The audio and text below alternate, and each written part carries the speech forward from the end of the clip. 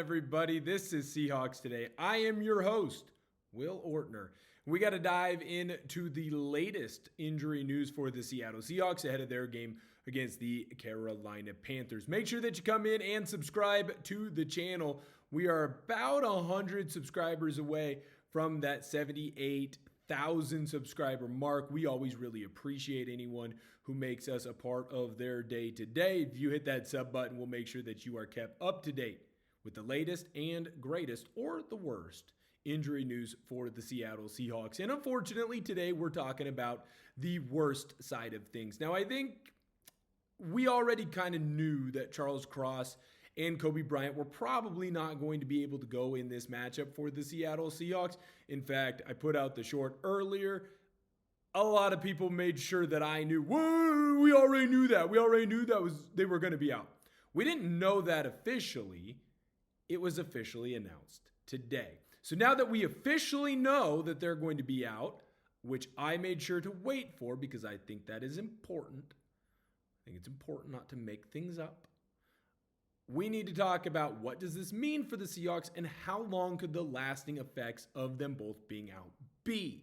It's also important to mention we will give you an update on Tory Horton at the end of the show.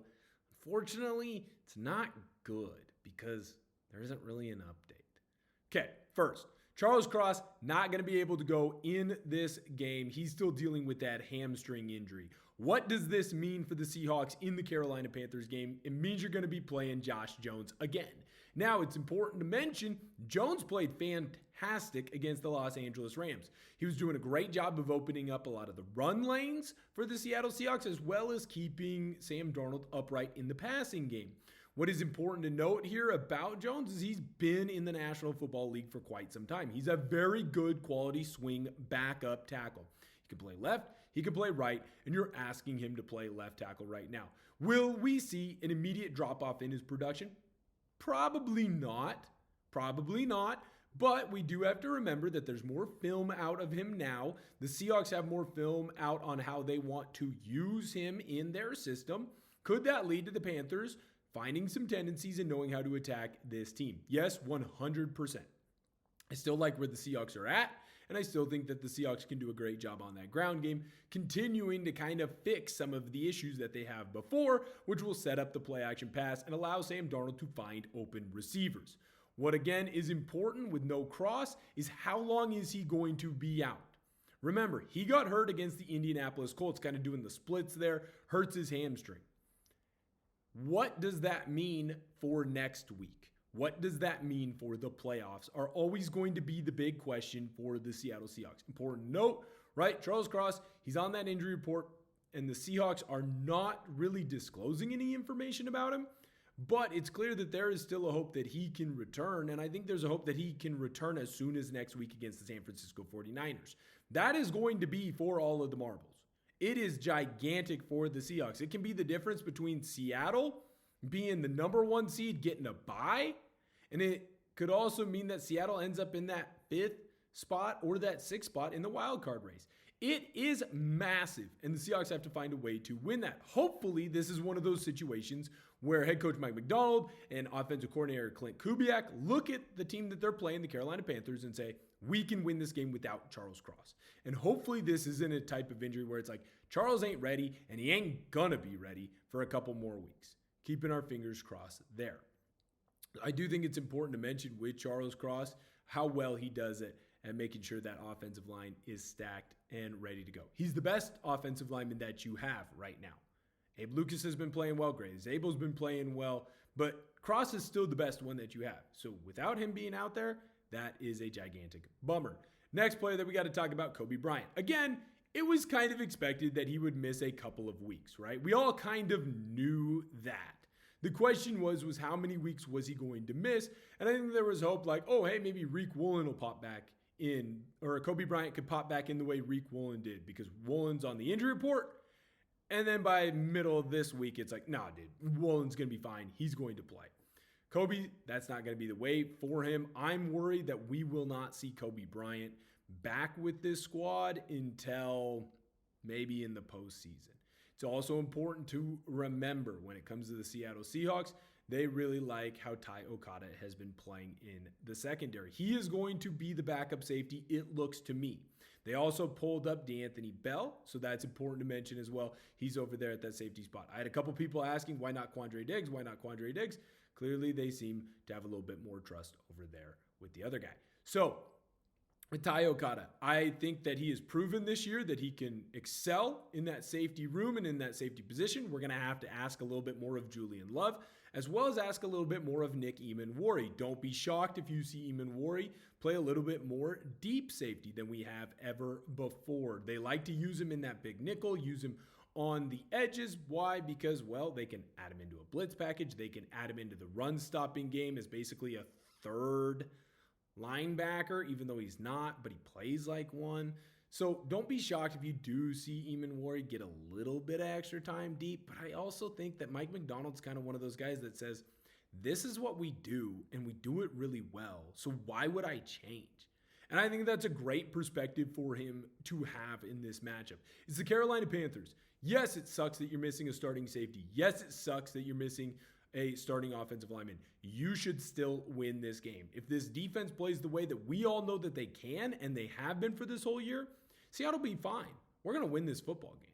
But it's going to be important to note, how well does that secondary unit play minus Coby Bryant, who this entire year, as injured as that secondary has been, he had been the one stalwart. He'd been the one who hadn't gotten hurt. He had been the one that hadn't missed games.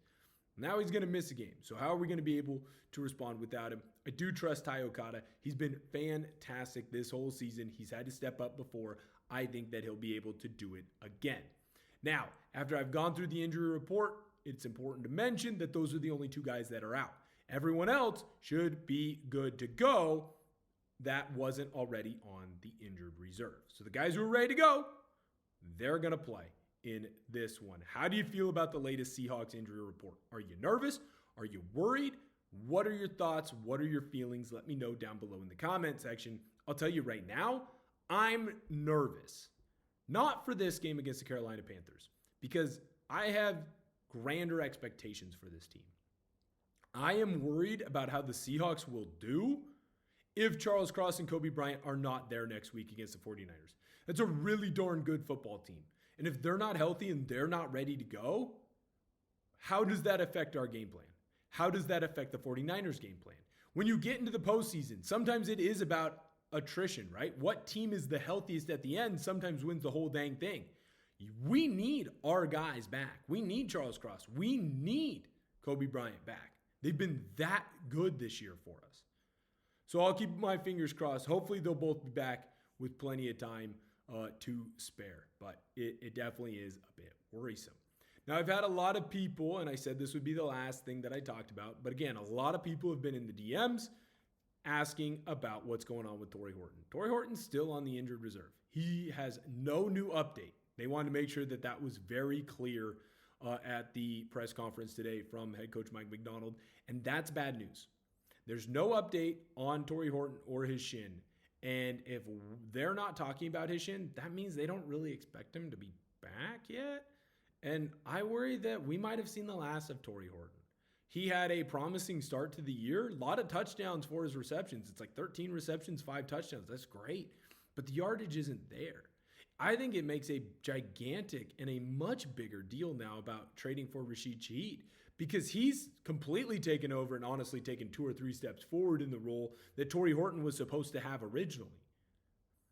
But I'm a bit worried that the Colorado State rookie receiver is having some injury issues when he had a bunch of injury issues at college, right? Like, this isn't the first time that Tory Horton's gotten hurt this year with the Seahawks, and he's missing extended time, just like what happened at Colorado State.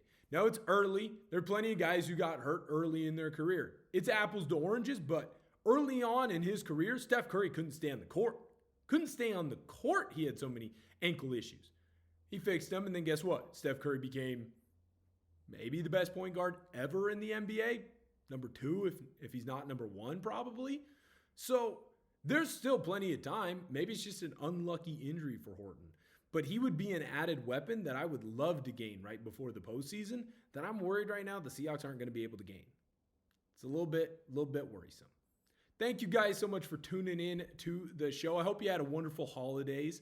We are going to be live on Sunday. It's going to be myself and Searle, same guy and same crew that you guys were rocking with on that Thursday night game against the Rams. So come on in, subscribe to the channel, and turn on those notifications so that way you don't miss when we go live on Sunday. Going to have a raucous, Aurora's time. You're going to really enjoy it. Make sure you subscribe to Seahawks Today, and thank you guys so much for tuning in.